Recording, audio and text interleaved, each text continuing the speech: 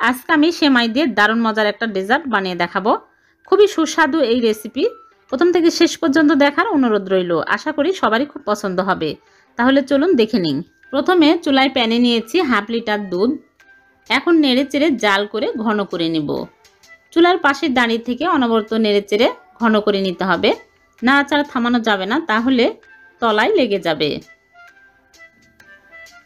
অনেকটাই ঘন হয়ে আসছে, আর একটু ঘন করে নিব। হয়ে গেছে, এখন আমি চুলা অফ করে দিব। দিয়ে চুলা থেকে নামিয়ে নিব এই অবস্থায়, পরে আরও শক্ত হয়ে যাবে। এখন চুলা থেকে নামিয়ে একটা প্লেটে ঢেলে ঠান্ডা করে নিব। ঠান্ডা হয়ে গেছে, তারপরে এর মধ্যে দিয়ে দিচ্ছি ময়দা 1/4 কাপ, আর দিয়ে দিচ্ছি বেকিং সোডা 1 চিমটি, তারপরে দিয়ে দিচ্ছি ঘি 1 চামচ, বেকিং পাউডার 1 চিমটি দিতে হবে, তার বেশি দেওয়া যাবে না। এখন ভালো করে মিক্স করে নিব। এখানে দুধ অথবা পানি দেওয়ার কোনো প্রয়োজন নাই, এতে মাখা হয়ে যাবে। ভালো করে একদম স্মুথ করে মাখিয়ে নিতে হবে। হয়ে গেছে, এখন আমি অল্প অল্প করে নিয়ে এইরকম করে গোল করে তারপরে লম্বা শেপ দিয়ে নিচ্ছি। আমি ছোট ছোট করে মিষ্টিগুলো বানিয়ে নিচ্ছি।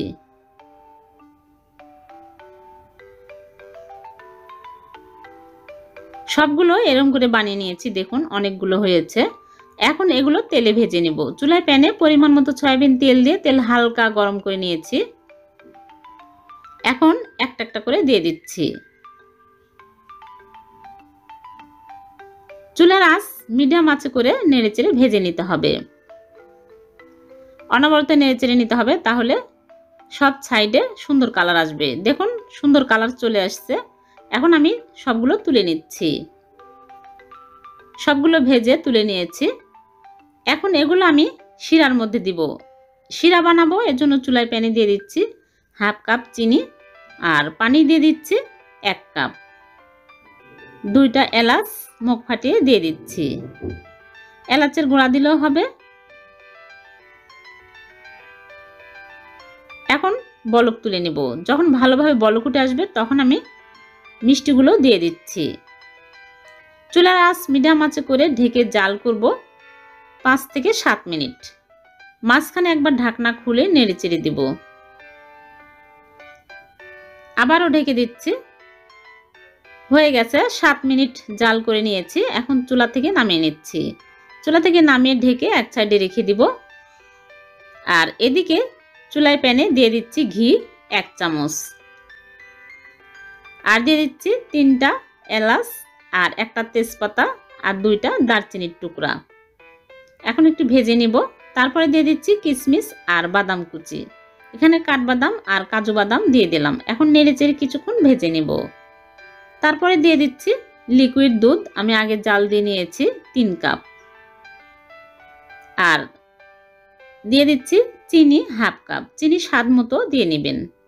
এখন নেড়েচেড়ে বলক তুলে নেব। আর এখানে হাফ কাপ লিকুইড দুধের সাথে 2 চামচ গুঁড়া দুধ মিক্স করে নিচ্ছি। তাহলে ঘন হবে, খেতে অনেক টেস্টি হবে। যতই দুধ দিবেন ততই আরো বেশি টেস্টি হবে। এখন দিয়ে দিচ্ছি। দিয়ে নেড়েচেড়ে বলক তুলে তারপরে দিয়ে দিব সিমাই। এখানে আপনারা চাইলে লাল সেমাইও দিতে পারেন, মোটা সেমাই। এখন আমি দিয়ে দিচ্ছি লাচ্চা সেমাই 1.5 কাপ। দিয়ে নেড়েচেড়ে নেব। বেশিক্ষণ জাল করার কোনো প্রয়োজন নাই। আর দিয়ে দিচ্ছি মিষ্টি। যে মিষ্টিগুলো আমি বানিয়ে রেখেছি ওই মিষ্টিগুলো সব দিয়ে দিলাম। দিয়ে নেড়েচেড়ে চুলা থেকে নামিয়ে নিতে হবে। বেশিক্ষণ জাল করলে ঘন হয়ে যাবে এবং গলেও যাবে। এই অবস্থায় এখন আমি চুলা থেকে নামিয়ে ঢেকে রেখে দেব। কিছুক্ষণ পর ঠান্ডা হলে আপনাদেরকে সার্ভ করে দেখাবো। ফিরে আসলাম, ঠান্ডা হয়ে গেছে। আমি আরও 1 কাপ লিকুইড দুধ অ্যাড করে দিয়েছি, ঘন হয়েছিল এর জন্য। এখন আমি সার্ভ করে নিচ্ছি। দেখুন দেখতে অনেক মজার হয়েছে, খেতে অনেক টেস্টি। আপনারা চাইলে সামনে ঈদের দিন টেবিলে এই ডেজার্টটি রাখতে পারেন।